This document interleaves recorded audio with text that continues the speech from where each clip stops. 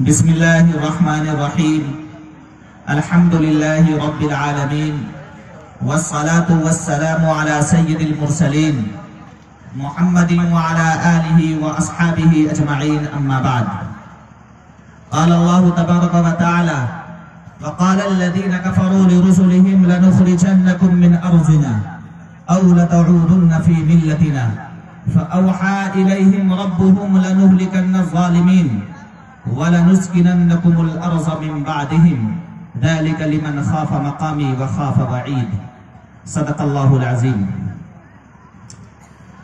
ایک مرتبہ ایک صحابی نے اللہ کے رسول صلی اللہ علیہ وسلم سے پوچھا کہ اے اللہ کے رسول اَيُّ الْإِسْلَامِ افضل، دنیا میں سب سے زیادہ افضل چیز کیا ہے؟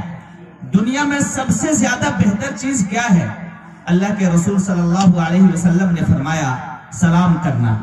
یعنی اگر کوئی آدمی سامنے سے آ رہا ہو اور کوئی شخص اس کو سلام کر لے تو اس نے اسلام کا سب سے افضل سب سے اچھا کام کیا۔ بات آئی گئی ختم ہو گئی، لیکن ایک اور موقع پر ایک صحابی نے پوچھا اے اللہ کے رسول سب سے افضل کام کیا ہے؟ اسلام میں سب سے بہتر کام کیا ہے؟ تو اللہ کے رسول صلی اللہ علیہ وسلم نے جواب دیا تطعم الطعام، کھانا کھلانا۔ سب سے اچھا کام بھوکوں کو کھانا کھلانا ہے۔ آپ غور کیجئے، سوال ایک ہے لیکن اللہ کے رسول صلی اللہ علیہ وسلم کا جواب دو ہو گیا۔ پہلا جواب یہ تھا کہ سلام کرنا سب سے افضل کام ہے، لیکن پھر جواب یہ دیا کہ کھانا کھلانا سب سے افضل کام ہے۔ اتنا ہی نہیں، ایک اور صحابی نے اللہ کے رسول صلی اللہ علیہ وسلم سے پوچھا اے اللہ کے رسول اسلام میں سب سے افضل کام کیا ہے؟ اللہ کے رسول صلی اللہ علیہ وسلم نے فرمایا افضل الاعمال الصلاۃ لاول وقتها، کہ سب سے افضل کام اول وقت میں نماز پڑھنا ہے۔ سوال ایک جواب تین ہو گیا۔ پہلا سوال یہ تھا کہ سب سے افضل چیز اسلام میں کیا ہے؟ سوال ایک ہی ہے، اللہ کے رسول صلی اللہ علیہ وسلم کا جواب بالکل الگ الگ ہے۔ کبھی کہتے ہیں کھانا کھلانا سب سے افضل ہے، کبھی کہتے ہیں سلام کرنا سب سے افضل ہے، کبھی کہتے ہیں اول وقت میں نماز پڑھنا سب سے افضل ہے۔ ایک اور صحابی نے پوچھا اے اللہ کے رسول اسلام میں سب سے افضل چیز کیا ہے؟ اللہ کے رسول صلی اللہ علیہ وسلم نے فرمایا خیارکم خیارکم لأہلی، سب سے افضل انسان، سب سے افضل کام اپنے اہل و عیال کو خوش کرنا ہے، اپنے بیوی بال بچوں کو خوش کرنا ہے۔ سوال ایک ہے اور جواب چار ہو گئے، لیکن اللہ کے رسول صلی اللہ علیہ وسلم اسی پر نہیں رکے، بلکہ ایک اور موقع آیا اور ایک صحابی نے پوچھا کہ سب سے افضل کام اسلام میں کیا ہے؟ تو اللہ کے رسول صلی اللہ علیہ وسلم نے فرمایا کہ قرآن پڑھنا اور پڑھانا سب سے افضل کام ہے۔ سوال ایک اور جواب پانچ ہو گیا۔ اللہ کے رسول صلی اللہ علیہ وسلم ایک ہی سوال کا جواب بدل بدل کر 5 مرتبہ میں 5 طریقے سے دیا ہے۔ آخر اس کی کیا وجہ ہے؟ اس کی وجہ محدثین نے لکھی ہے کہ در حقیقت اللہ کے رسول صلی اللہ علیہ وسلم جواب دینے کے دوران معاشرے کو دیکھتے تھے، سماج کو دیکھتے تھے، اور جس زمانے میں کوئی سوال کیا جاتا تھا اس زمانے میں سماج کو اور معاشرے کو جس جواب کی ضرورت ہوتی تھی وہ جواب دیا کرتے تھے۔ اللہ کے رسول صلی اللہ علیہ وسلم سے پوچھا گیا کہ سب سے افضل چیز اسلام میں کیا ہے؟ تو اللہ کے رسول صلی اللہ علیہ وسلم نے دیکھا کہ لوگوں نے قرآن پڑھنا چھوڑ دیا، لوگوں نے قرآن کی تلاوت کرنی چھوڑ دی، لوگوں میں قرآن کے حوالے سے سستی آ گئی، تو اللہ کے رسول نے فرمایا کہ سب سے افضل کام قرآن پڑھنا اور پڑھانا ہے۔ اللہ کے رسول صلی اللہ علیہ وسلم نے دیکھا کہ لوگ اپنے بیوی اور بال بچوں کے ساتھ ظلم کر رہے ہیں۔ اللہ کے رسول صلی اللہ علیہ وسلم سے پوچھا گیا کہ سب سے افضل کام کیا ہے؟ اللہ کے رسول نے فوراً یہ کہا کہ سب سے افضل کام یہ ہے کہ اپنے بیوی بال بچوں کو خوش رکھا جائے۔ اللہ کے رسول نے سماج کو دیکھا کہ نماز میں سستی کرتے ہیں، تاخیر کے ساتھ وہ نماز پڑھتے ہیں، جماعت ہو جاتی ہے، وقت کا پتہ نہیں اس کو چلتا۔ اسی دوران پوچھا گیا اے اللہ کے رسول اسلام میں سب سے افضل کام کیا ہے؟ تو اللہ کے رسول نے جواب دیا کہ اسلام میں سب سے افضل کام اول وقت میں نماز پڑھنا ہے۔ समाज की दुखती रग पर उंगली रखने का काम मोहम्मद अरबी सल्लल्लाहु अलैहि वसल्लम ने किया है। अल्लाह के रसूल सल्लल्लाहु अलैहि वसल्लम ने जब देखा कि लोग सलाम का इंतजार करते हैं, खुद सलाम करने में पहल नहीं करते हैं, तो फरमाया कि सबसे अफजल काम सलाम करना है। लोगों ने देखा कि मेहमान नवाजी नहीं करते हैं, मोहल्ले के भूख से बच्चे मर रहे हैं, कुछ लोग भूख के मारे बहुत हद तक नीचे गिर चुके हैं और उसी मोहल्ले के मालदार लोग उसके खाने के बारे में नहीं पूछते, वो किस तरीके से रात गुजारते हैं उसकी कोई परवाह नहीं करते। तो अल्लाह के रसूल सल्लल्लाहु अलैहि वसल्लम ने उस जमाने में यह फरमाया कि सबसे अफजल काम भूखों को खाना खिलाना है। मैंने 5 एग्जाम्पल आपके सामने दिए, 5 मिसालें मैंने आपके सामने दी, जिससे आपको यह अंदाजा लगा होगा कि वक्त के हिसाब से अल्लाह के रसूल सल्लल्लाहु अलैहि वसल्लम की जबान बदलती थी, अल्लाह के रसूल सल्लल्लाहु अलैहि वसल्लम का मसला बदल जाता था, अल्लाह के रसूल सल्लल्लाहु अलैहि वसल्लम की फौकियत बदल जाया करती थी। एक और मिसाल लीजिए, मुस्नद अहमद इब्न हंबल की रिवायत है, अल्लाह के रसूल सल्लल्लाहु अलैहि वसल्लम तशरीफ फरमा थे, एक सहाबी आया और उसने अल्लाह के रसूल से एक सवाल किया, ऐ अल्लाह के रसूल, कातिल की तौबा कबूल होती है या नहीं? यानी अगर कोई कत्ल करने वाला है, शूटर है, मर्डर करता है, शूट कर देता है, हत्या कर देता है और फिर वो तौबा करना चाहता है, तो उसकी तौबा कबूल होती है या नहीं? अल्लाह के रसूल सल्लल्लाहु अलैहि वसल्लम ने फरमाया कि हाँ, कातिल की तौबा कबूल होती है। साइल ने सवाल किया, अल्लाह के रसूल ने जवाब दिया, बात खत्म हो गई। लेकिन प्रॉब्लम उस वक्त आई जब एक और शख्स ने अल्लाह के रसूल सल्लल्लाहु अलैहि वसल्लम से पूछा कि कातिल की तौबा कबूल होती है या नहीं? अल्लाह के रसूल सल्लल्लाहु अलैहि वसल्लम ने फरमाया कि कातिल की तौबा कबूल नहीं होती है। अगर कत्ल करने वाला तौबा करे तो उसकी तौबा कबूल नहीं होती है। जो सहाबा दोनों वाक़े में मौजूद थे वो परेशान हो गए कि ऐसा कैसे हो सकता है कि सवाल एक है और अल्लाह के रसूल सल्लल्लाहु अलैहि वसल्लम जवाब बदल बदल कर दे रहे हैं, ऐसा क्यों? अल्लाह के रसूल से पूछ लिया, अल्लाह के रसूल, आपने तो पहले ये कहा कि कातिल की तौबा कबूल होती है और अब आप ये कहते हैं कि कातिल की तौबा कबूल नहीं होती है, आखिर इसकी क्या वजह है? तो अल्लाह के रसूल सल्लल्लाहु अलैहि वसल्लम ने फरमाया कि पहला शख्स जिसने मसला पूछा था कि कातिल की तौबा कबूल होती है या नहीं, वो कत्ल कर चुका था और अब वो नदामत का इजहार करना चाहता था, वो परेशान था, अल्लाह के अजाब से डर रहा था, उसने ये मसला पूछा कि कातिल की तौबा कबूल होती है या नहीं, तो मैंने कहा कि हाँ, कातिल की तौबा कबूल होती है। लेकिन दूसरा शख्स जिसने ये मसला पूछा कि कातिल की तौबा कबूल होती है या नहीं, वो कत्ल किए हुआ नहीं था, वो कत्ल करना चाहता था, लेकिन कत्ल करने से पहले मसला मालूम करना चाहता था कि अगर कातिल की तौबा कबूल होती होगी तो मैं कत्ल करूंगा और कत्ल ना होती होगी तो मैं कत्ल नहीं करूंगा। तो मैंने मसला ये बतलाया कि कातिल की तौबा कबूल नहीं होती है, मैंने उसको कत्ल करने से रोका। अल्लाह के रसूल सल्लल्लाहु अलैहि वसल्लम ने एक ही तरह के सवाल का जवाब बिल्कुल 2 अलग अलग अंदाज से, 2 अलग अलग वाक़े में, 2 अलग अलग मौका पर दिया। इससे हमें सबक ये मिलता है कि सिर्फ एक बात को किताब में पढ़ लेने, एक बात को रट लेने से हम अपनी जिंदगी गुजार लें और अपनी जिंदगी को फिर सुन्नत नबवी के मुताबिक होने का दावा करें, ये मुमकिन नहीं है। हम जिस मुल्क में रहते हैं, इस मुल्क के हालात और तनाजुर के एतबार से हमें जीना होगा। हम जिस मुल्क में हम रहते हैं उस मुल्क के एतबार से हमें अपनी आइडियोलॉजी तैयार करनी होगी, हमें अपनी मंसूबा बंदी करनी होगी।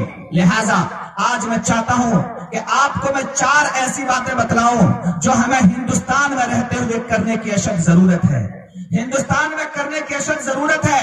और आपको सोना ही है आधा घंटा 1 घंटा के बाद। मुझे मालूम है कि आप थक चुके हैं, बुरी तरह से आप थक चुके हैं, लेकिन आपसे ज्यादा मैं थक गया हूं। सफर करके आया हूं और फौरन मुझे सफर करना है, लेकिन मैं जो 4 बातें आपके सामने बयान कर रहा हूं, आप जल्दी जल्दी उन 4 बातों को नोट कीजिए। आप इस जलसे से उठिए, کل صبح میں آپ چوک پہ بیٹھیے اور شام کے وقت اگر دوست کے پاس جائیے، آپ سمدھی کے پاس جائیے، آپ ٹیمپو چلاتے ہو تو آپ کے پیچھے سواری بیٹھنے والا ہو، رکشا چلاتے ہو تو آپ کے پیچھے سواری ہو، آپ ڈاکٹر ہو آپ کے پاس پیشنٹ آتا ہو، آپ ٹیچر ہو آپ کے سامنے اسٹوڈنٹ آتے ہو، ان تمام کو یہ 4 باتیں آپ ضرور بتلائیے کہ واقعتاً ہندوستان کے مسلمانوں کو ان 4 باتوں کی بہت اشد ضرورت ہے اور اس کے لیے وقت کو فارغ کرنے کی ضرورت ہے۔ نمبر 1، پہلا کام، اسلام کا انٹروڈکشن، اسلام کا صحیح تعارف میڈیا کے پلیٹ فارم سے، سیاست اور راجنیتک پلیٹ فارم سے اسلام کو جس طریقے سے بدنام کیا گیا ہے اور اسلام کے حوالے سے جتنی غلیظ اور گندی باتیں لوگوں کے کانوں میں ڈالی گئی ہیں اس کو دور کرنا، اس کو ختم کرنا اور اسلام کا صحیح رخ لوگوں کو سمجھانا، اسلام کا صحیح معنی، اسلام کا صحیح تعارف، اسلام کی صحیح تعریف، اسلام کا صحیح مطلب لوگوں کو بتلانا کہ اسلام کس سے بنا۔ اسلام سلامتی سے بنا ہے، اسلام امن و امان سے بنا ہے، اسلام امن و امان کی دعوت دیتا ہے، اسلام سلامتی کی دعوت دیتا ہے، اسلام خون بہانے کی دعوت نہیں دیتا، اور اگر کوئی اسلام کا نام لے کر خون بہاتا ہے، معصوم بچے، بوڑھے اور عورتوں پر بمباری کرتا ہے تو وہ مسلمان نہیں ہے، وہ غیروں کا ایجنٹ ہے جو دوسروں کا اعلی کار بن کر اسلام کو بدنام کرنے کا ٹھیکہ لے رکھا ہے۔ اس کے سر پر اسلام کا کوئی ٹھپا نہیں ہے اور مسلمان ہونے کا اسے کوئی مسلمان ہونے پر اسے کوئی فخر نہیں ہونا چاہیے کہ میں کوئی اچھا کام کر رہا ہوں۔ آج اسلام پر جو سب سے بڑا حملہ ہوتا ہے وہ یہ کہ اسلام یہ کہتا ہے کہ غیر مسلموں کو مارو، اسلام یہ کہتا ہے کہ غیر مسلموں کو مارو۔ آپ کے بی جے پی کے پروکتا سمبت پاترا ٹی وی ڈیبیٹ میں یہ بات کہتے ہیں کہ اسلام، قرآن یہ کہتا ہے کہ غیر مسلموں کو مارو۔ اب اگر مسلمان نے اس کا صحیح جواب نہیں دیا کہ قرآن کریم کی آیت کا مطلب کیا ہے تو بہت سارے لوگ غلط فہمی میں رہیں گے، بہت سارے لوگ اسلام سے بدظن ہوں گے اور مسلمانوں کے دماغ میں بھی یہ بات آئے گی کہ قرآن اور اسلام غیر مسلموں کو مارنے کا حکم دیتا ہے۔ سورہ توبہ کی آیت وَاقْتُلُوا الْمُشْرِكِينَ حَيْثُ وَجَدتُّمُوهُمْ وَاقْعُدُوا لَهُمْ كُلَّ مَرْصَدٍ، یہ مشرکین کو قتل کرو، جہاں بھی پاؤ وہاں قتل کرو، گھات لگا کر کے بیٹھو۔ اس کو لے کر اعتراض ہوتا ہے کہ قرآن میں مشرکین کو اور کفار کو قتل کرنے کا حکم دیا گیا ہے۔ اس سے یہ بات ثابت ہوتی ہے کہ اسلام اور قرآن غیر مسلموں کو قتل کرنے کا حکم دیتا ہے۔ اس کا جواب آپ کو دینا ہے اور آپ یہ صرف مت سمجھیے کہ یہ کام مولویوں کا ہے، یہ کام مدرسہ میں پڑھانے والے علماء کرام کا ہے اور مسجد میں امامت کرنے والے امام کا ہے۔ وہ بھی اپنا کام کریں گے لیکن ہر جگہ ان کی پہنچ نہیں ہوتی، عوام تک آپ کی پہنچ ہوتی ہے۔ جس ڈپارٹمنٹ سے تعلق آپ رکھتے ہیں اس ڈپارٹمنٹ کے لوگ کو آپ سمجھا سکتے ہیں۔ اگر آپ کاشتکار ہیں اور کاشتکار میں سے کوئی غیر مسلم آپ کا ساتھی ہے تو آپ اس کو اسلام کا صحیح مفہوم سمجھائیے، آپ رکشا پولر کو بتلائیے، آپ ڈاکٹروں کو بتلائیے، سائنٹسٹوں کو بتلائیے، انجینئروں کو بتلائیے، جس شعبہ سے آپ کا تعلق ہے ان شعبہ کے لوگوں کو بتلائیے کہ اگر ہندوستان کی لڑائی چین سے 1967 میں ہوئی تھی اور انڈین کمانڈر ان چیف نے یہ کہا تھا کہ مارو چینیوں کو، قتل کرو چینیوں کو، جو کہ چین ہمارا دشمن ہے۔ 1967 میں انڈین کمانڈر ان چیف نے کہا کہ مارو چینیوں کو، وہ ڈائلاگ تاریخ میں، اتہاس میں، ہسٹری میں محفوظ ہو گیا۔ اب جب ہندوستان اور چین کے تعلقات اچھے ہو گئے، اب اگر چین کا کوئی آدمی یہ کہے کہ انڈیا تو چینیوں کو مارنے کا حکم دیتا ہے، انڈیا تو یہ کہتا ہے کہ چینیوں کو مارو، چین ہمارا دشمن ہے، تو اس کو یہی کہا جائے گا کہ بھائی ہمارا کمانڈر ان چیف نے 1967 میں یہ بات کہی تھی جس وقت ہماری لڑائی تم سے ہو رہی تھی۔ اب جب ہم امن کے دور سے گزر رہے ہیں، ہمارے اور تمہارے درمیان دوستی ہو گئی ہے، تو ہمارے انڈین کمانڈر ان چیف کا یہ جملہ تاریخ میں لکھا ہوا ایک ڈائلاگ تو ہو سکتا ہے، یہ حکم نہیں ہو سکتا۔ اسی طرح سے قرآن کریم کا جو حکم ہے کہ مشرکین کو قتل کرو، اس کو مارو، تو یہ حکم لڑائی کے وقت کا ہے کہ جب لڑائی چل رہی تھی، جب کافر اور اسلام کے درمیان لڑائی چل رہی تھی، جب کفر اور اسلام کے درمیان کشمکش جاری تھی، اس وقت اسلامی کمانڈر ان چیف محمد عربی صلی اللہ علیہ وسلم پر نازل ہونے والی کتاب قرآن کریم میں 7 آسمان کے اوپر سے آپ کے رب نے بہت ہی البیلے انداز میں فرمایا تھا کہ مارو ان مشرکوں کو، قتل کرو ان مشرکوں کو. تو یہ تو قتل، قتال اور لڑائی اور جھگڑے کے وقت کے ڈائیلاگ ہے، یہ امن و امان کے وقت کے ڈائیلاگ نہیں ہے کہ اس وقت یہ کہا جائے کہ مشرکوں کو قتل کرو. ورنہ تو قرآن نے فرمایا لا ينهاكم الله عن الذين لم يقاتلوكم في الدين ولم يخرجوكم من دياركم ان تبروهم وتقسطوا اليهم. ایسے لوگ، ایسے غیر مسلم جو تم سے نہیں لڑتے ہیں، ایسے غیر مسلم جو تم کو تمہارے گھروں سے نہیں نکالتے ہیں، اللہ رب العزت تم کو اس کے ساتھ حسن سلوک کرنے سے نہیں روکتا، ان کے ساتھ انصاف کرنے کا حکم دیتا ہے. اور اللہ رب العزت تو انصاف کرنے والے کو پسند فرماتے ہیں. یہ ہے اسلام کا صحیح تعارف، جس کو بدنام کرنے کی کوشش کی جا رہی ہے اور جس کو تباہ کرنے کی کوشش کی جا رہی ہے. آج ہمارے نوجوان، اسکول میں پڑھنے والے، کالج میں پڑھنے والے، مدرسے میں پڑھنے والے بچوں، اس بات کو لکھ لو، جیب میں رکھ لو کہ تم اس لیے نہیں پڑھ رہے ہو کہ فیس بک چلاؤ گے، واٹس ایپ چلاؤ گے اور ننگی گندی اور عریانیت سے بھرپور تصویروں کو دیکھ کر اپنے دماغ کو خراب کرو گے، بلکہ اس لیے پڑھ رہے ہو کہ خالد، ابو بکر، عمر، عثمان و علی کے سچے جان نثار ہو. اس لیے پڑھ رہے ہو کہ صحابہ کرام کی خون تمہارے رگوں میں دوڑ رہی ہے اور پوری دنیا کے نظام کو چینج کرنے کا منصوبہ محمد عربی صلی اللہ علیہ وسلم نے جو تم کو دیا ہے وہ منصوبہ کو پورا کرنا ہے. اور اس منصوبہ کو پورا کرنا صرف کلاسز میں نہیں ہوگا، اس منصوبہ کو پورا کرنا صرف اسٹیج سے نہیں ہوگا، اس منصوبہ کو پورا کرنے کے لیے زمینی سطح پر کام کرنا ہوگا، اس منصوبہ کو پورا کرنے کے لیے جگہ جگہ جانا ہوگا، اس منصوبہ کو پورے کرنے کے لیے ہر آدمی سے بات کرنی ہوگی، ہر شعبہ سے تعلق رکھنے والے لوگوں کو جوڑنا پڑے گا، ان کو سمجھانا پڑے گا. تو پہلا کام اسلام کا تعارف، اسلام کا انٹروڈکشن، اسلام کا صحیح مفہوم، لوگوں کو بتلانا. اسلام لوگوں کو پردہ میں عورتوں کے حقوق نہیں دیتے. آپ جواب دیجئے، چھوٹی چھوٹی کتاب مارکیٹ میں آتی ہے، پڑھیے، نہیں آتا ہے عالم سے پوچھئے، اپنے امام صاحب سے پوچھئے، اور جو بھی آپ سے اس طرح کا سوال کرتا ہے آپ اس کا جواب دیجئے. آپ میں سے بہت سارے لوگ ایسے ہیں جو اس بات کی صلاحیت رکھتے ہیں کہ وہ ڈیبیٹ کر سکیں، ٹی وی کے پروگرام میں جا کر کے اپنی بات رکھ سکیں. اگر آپ ایسا کر سکتے ہو، آپ کی زبان چلتی ہے، آپ کا دماغ چلتا ہے، آپ کا ذہن چلتا ہے، آپ کا مطالعہ ہے، آپ کا نالج ہے، تو آپ ٹی وی کے ڈیبیٹ تک پہنچیے. وہاں جا کر کے آپ اسلام کا تعارف کرائیے، اسلام کا صحیح مفہوم پیش کیجیے. کوئی ضروری نہیں ہے کہ مدرسے ہی میں پڑھنے اور پڑھانے والا آدمی ہر کام کرے، کوئی ضروری نہیں ہے کہ مدرسے ہی میں پڑھنے پڑھانے والا آدمی ہی کوئی کام کر سکتا ہے. اسلام کا صحیح تعارف ہر شخص کروا سکتا ہے، بشرطے کہ اپنے دماغ میں وہ دھن پیدا کر لے، اپنے دماغ میں ایک دھن بسا لے کہ مجھے اسلام کو سمجھنا ہے اور پھر لوگوں تک اس بات کو پہنچانی ہے. محمد عربی صلی اللہ علیہ وسلم نے لاکھ دشمنوں کے درمیان اپنے سارے کام کو چھوڑ چھاڑ کر صرف اسلام کا تعارف کرانا شروع کیا تھا، صرف اسلام کے بارے میں لوگوں کو بتلانا شروع کیا. اور دنیا نے دیکھا کہ رومن امپائر اور پرشین امپائر کے پرخچے اڑ گئے، کیسر و کسریٰ کی حکومت کے تانے بانے بکھیر دیے گئے، اور اسلام کا پھریرا حضرت عمر فاروق رضی اللہ عنہ کے زمانہ آتے آتے تک پوری دنیا میں پھیل گیا. اسلام کا پھریرا لہرا دیا گیا. وہ آخر کون سی چیز تھی جو صحابہ کرام اپنے سینے میں لے کر اٹھے تھے؟ وہ تھا اسلام کا صحیح تعارف، اسلام کا انٹروڈکشن.